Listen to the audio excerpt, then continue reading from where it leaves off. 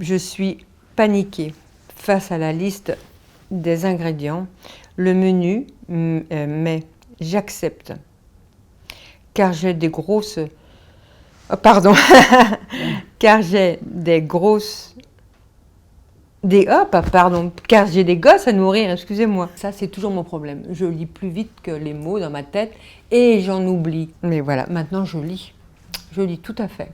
Donc pour moi, la vie a commencé à 50 ans. Ma vraie vie.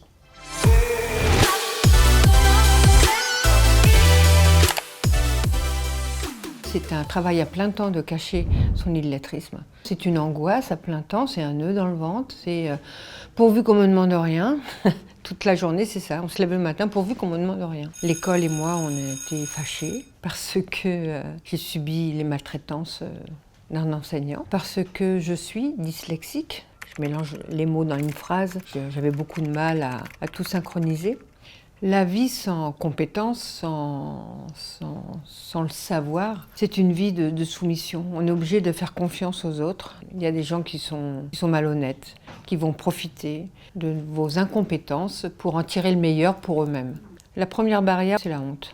C'est la honte parce que le regard des gens, même de son conjoint, tu sais même pas faire ça, elle est trop nulle celle-là, mais t'as vu, au quart, elle a encore écrit à l'envers, ou elle a encore mal écrit ses lettres, ce mot, ce simple mot, parce que je recopiais souvent pour donner le change. En fait, c'est que des mots, une liste de courses, mais tous ces mots, si on ne sait pas les écrire, on est obligé de demander pour pouvoir faire un courrier. On n'est pas autonome. Si on veut faire un chèque à l'époque, pour faire les chèques, il a fallu que j'apprenne les chiffres, les écrire. J'avais ma liste de chiffres qui m'avait fait mon mari quand même pour pouvoir aller en course à des fins utiles. Mais il savait très bien que si je ne retournais pas à l'école, il pouvait me garder sous sa coupe tout le temps.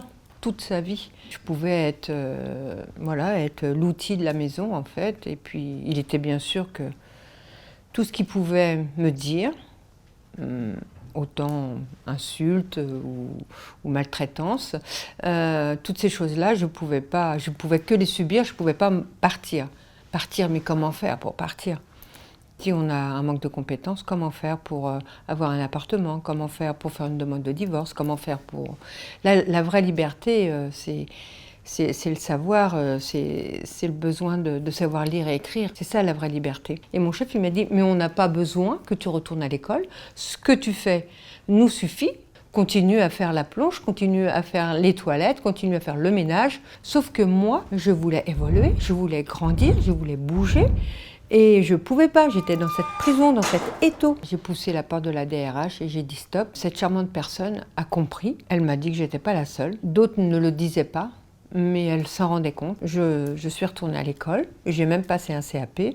Maintenant, j'ai gagné la liberté, j'ai gagné, j'allais dire le respect. Il a fallu pousser les portes, ça c'est clair. Il a fallu que je passe toutes les barrières, que j'ouvre toutes les portes une à une, que je me dévoile, que je me dénonce. Le premier livre, j'ai surtout écrit pour moi, ça a été comme une thérapie. Et ce premier livre, je me suis dit que je le ferais pour une centaine de personnes, pour des gens qui étaient dans ma situation. Je voulais que les autres illettrés puissent m'entendre pour dire, voilà, moi aussi je peux le faire. Et le deuxième livre, en fait, je l'ai écrit pour montrer un peu mon parcours, comment il a pu évoluer. Et surtout pour leur dire que c'est pas grave de faire des fautes, c'est pas grave de pas savoir. Mais ce qui est grave, c'est de ne pas utiliser l'opportunité qu'ils ont maintenant.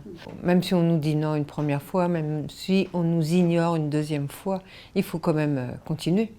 J'ai appris qu'on n'a rien du premier coup, donc il faut persévérer.